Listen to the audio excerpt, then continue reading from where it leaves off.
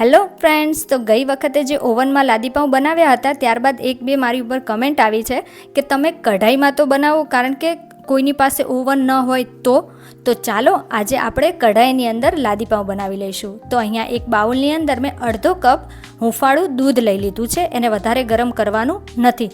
હવે એની અંદર મેં અહીંયા 2 ચમચી ખાંડ એડ કરી છે. એ જ ચમચીના માપથી આપણે અહીંયા 1 ચમચી ડ્રાય યીસ્ટ લઈ લીધું છે.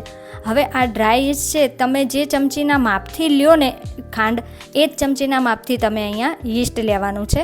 કોઈ પણ કંપનીનું ચાલે, તમે ડાયરેક્ટલી એને લોટમાં પણ એડ કરી શકો છો. પણ શું છે કે કોઈ વખત એક્સપાયર યીસ્ટ પણ મળે છે, એના લીધે આપણને પડ્યું ઘરમાં પણ એક્સપાયર થઈ જાય છે. તો આપણે એને પહેલાં ચેક કરવા માટે આ બેસ્ટ રીત છે કે આપણે દૂધની અંદર અથવા ગરમ દૂધ અથવા પાણીની અંદર આપણે એને આ રીતે ચેક કરી લઈએ. તમે દૂધની જગ્યાએ પાણીનો પણ યુઝ કરી શકો છો. હવે સરસ રીતે આપણી ખાંડ છે ઓગળી ગઈ છે અને યીસ્ટ પણ મિક્સ થઈ ગયું છે. તો એને 10 મિનિટ માટે આપણે એને રેસ્ટ આપી દેવાનો છે. તો જો 10 મિનિટ બાદ આપણું જે યીસ્ટ છે એકદમ પરફેક્ટલી એક્ટિવ થઈ ગયું છે, એટલે કે આ આપણું યીસ્ટ છે એક્સપાયર નથી. જો આ રીતે યીસ્ટ છે એ ફૂલાય નહીં તો તમારો જે યીસ્ટ આવે છે એ અથવા ઘરમાં પડ્યું છે એ એક્સપાયર થઈ ગયું છે, એ જોઈ લો. તો હવે એક બાઉલ લઈ લેવાનું છે. એની અંદર આપણે 1 કપ મેં અહીંયા મેંદો લીધો છે. આજે મારે ઓછા જ પાઉં બનાવવા છે, એટલે મેં આજે 1 જ કપ મેંદો લીધો છે. 1 કપ મેંદામાંથી મેં અહીંયા 4 પાઉં રેડી કરી લીધા હતા. તો મેંદો છે એને આપણે પહેલાં તો ચાળી લેવાનો છે. હવે એની અંદર અહીંયા મેં થોડું મીઠું એડ કરી દીધું છે. હવે આ મીઠું અને લોટ છે એને સારી રીતે મિક્સ કરી લઈએ. પહેલાં તો જો લોટ અને મીઠું છે એને સારી રીતે મિક્સ કરવાનું કારણ એ છે કે બધી જગ્યાએ આપણા લોટની અંદર મીઠું છે એ મિક્સ થઈ જાય. હવે અહીંયા હું થોડું કરતાં જઈ અને દૂધવાળું જે યીસ્ટવાળું જે દૂધ છે ને એને આ રીતે મિક્સ કરી લેવાનું છે. હવે થોડું એટલા માટે કે કોઈ મેંદાનું કેટલો ટાઈમથી પડ્યો છે કે કેટલા ટાઈમથી નથી પડ્યો. તો કોઈ વખત શું છે કે દૂધ કે પાણી છે એ ઓછું જોઈએ છે લોટ બાંધવામાં, અને કોઈ વખત વધારે જોઈએ છે. એટલે આપણે થોડું કરી અને એમાં દૂધ એડ કરી અને આ રીતના લોટ રેડી કરી લેવાનો છે. અને હા, લોટ કેવો હોવો જોઈએ તો જો એકદમ આ રીતે સોફ્ટ હોવો જોઈએ, જે હાથમાં ચીપકી જાય. જ્યાં સુધી આ રીતના સોફ્ટ લોટ નહીં હોય ને ત્યાં સુધી આપણા પાઉં છે એકદમ સોફ્ટ નહીં બને. જેટલો સોફ્ટ આપણો લોટ હશે ને એટલો જ સોફ્ટ આપણા પાઉં બનવાના છે. અને હવે આપણે કિચન પ્લેટફોર્મ છે એને સારી રીતે સાફ કરી લઈએ. ત્યારબાદ આપણે જે લોટ છે એને કિચન પ્લેટફોર્મ પર મૂકી દઈએ. અને જો આ રીતે આપણે હાથને આ રીતે આપણે ઉછાળીશું ને તો પણ હાથમાં લોટ ચીપકે છે. તો હવે એને આપણે એકદમ સોફ્ટ કરવા માટે આ રીતના ફોલ્ડ અને સ્ટ્રેચની મદદથી લોટ છે એને બાંધી લેવાનો છે, જેથી આપણું યીસ્ટ છે એ બધા લોટના કણમાં જતું રહે. તો લગભગ આપણે અહીંયા 7 થી 8 મિનિટ સુધી લોટ છે એને આ રીતે સ્ટ્રેચ અને ફોલ્ડની મદદથી એને આપણે ગૂંથી લેવાનો છે, એટલે કે મસળી લેવાનો છે. અને જ્યારે આપણે હાથમાં ચીપકવાનો બંધ થઈ જાય અને પ્લેટફોર્મ પર પણ ચીપકવાનો બંધ થઈ જાય એટલે આપણો લોટ છે એ સરસ રીતે મસળાઈ ગયો છે. તો જો હું અહીંયા આ જ રીતે સેમ મેથડથી તમને કરીને બતાવું છું. તો જો હવે થોડો લોટ છે એ આપણો હાથમાં ચીપકતો પણ નથી એટલો, અને સરસ રીતે આપણો લોટ છે સોફ્ટ થઈ ગયો છે.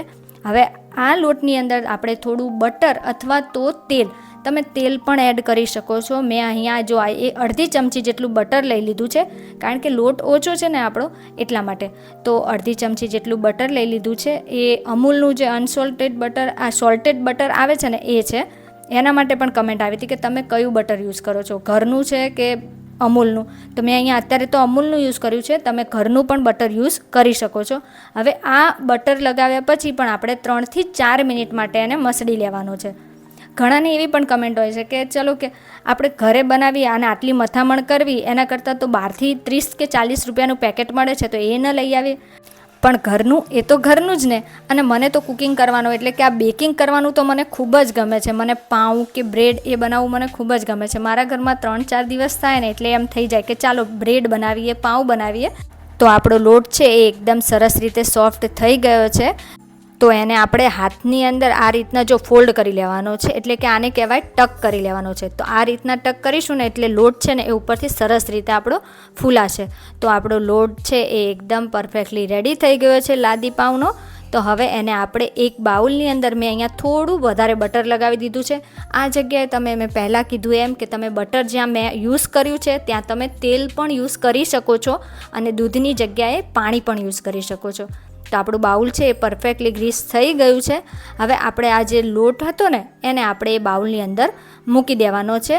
તો જો અત્યારે કેટલો લોટ છે, પણ જ્યારે ફૂલાશે ને ત્યારે ડબલ ક્વોન્ટિટી એની થઈ જશે. હવે એને આપણે બાઉલમાં રાખી દઈએ લોટને, અને ઉપરથી પણ થોડું બટર છે એ આપણે ફેલાવી દઈએ, જેથી આપણો લોટ છે એ ઉપરથી સુકાઈ ન જાય. તો હવે અહીંયા જો બટર છે એ સારી રીતે આપણે લોટ ઉપર અપ્લાય કરી દીધું છે. હવે એને આપણે ઢાંકણ ઢાંકી 1 કલાક માટે મૂકી દઈશું એક બાજુ, જેથી આપણો લોટ છે એ ડબલ ક્વોન્ટિટીનો થઈ જાય. તો જો અહીંયા મેં પહેલાં જ કીધું હતું એ રીતે કે આપણો લોટ છે એ સરસ રીતે ફૂલાઈ ગયો છે. હવે એને આ રીતે આપણે પંચ મારી એની બધી હવા કાઢી લેવાની છે. તો આપણે પંચ મારી આ રીતે જો લોટને લઈ લઈશું, એટલે કે જો બટર લગાવેલું હતું એટલે આસાનીથી એ જે થાળી કે કોઈ પણ વાસણ હશે ને એને આપણે છોડી દેશે. હવે અહીંયા 1 મિનિટ માટે લોટ છે એને આપણે મસળી લઈશું, ફક્ત 1 જ મિનિટ માટે, જેથી અંદરની હવા છે ને એ બધી નીકળી જાય. હવે આ રીતે મેં એક મોટો અહીંયા લુવો કરી લીધો છે. હવે આમાંથી તમારે કેટલા પાઉં બનાવવા છે એ પ્રમાણે છે.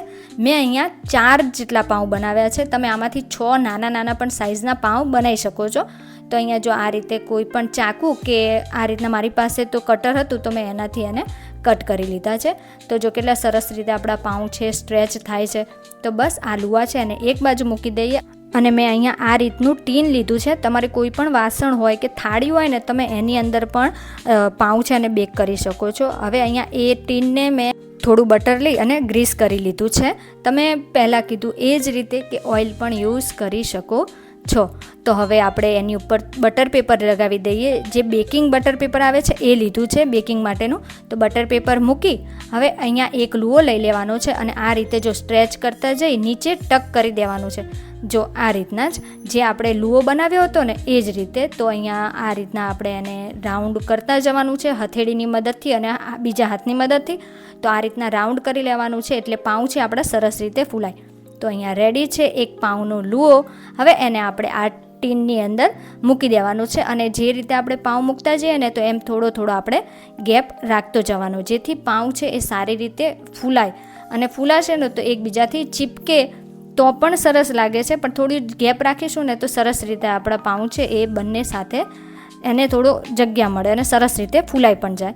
તો જો આ રીતના 4 આપણા પાઉં છે મેં રેડી કરી લીધા છે, અને ફરીથી એને આપણે આ રીતના ઢાંકી એને આપણે અડધો કલાક માટે પ્રૂફ થવા દેવાના છે, એટલે કે ફૂલાવા દેવાના છે.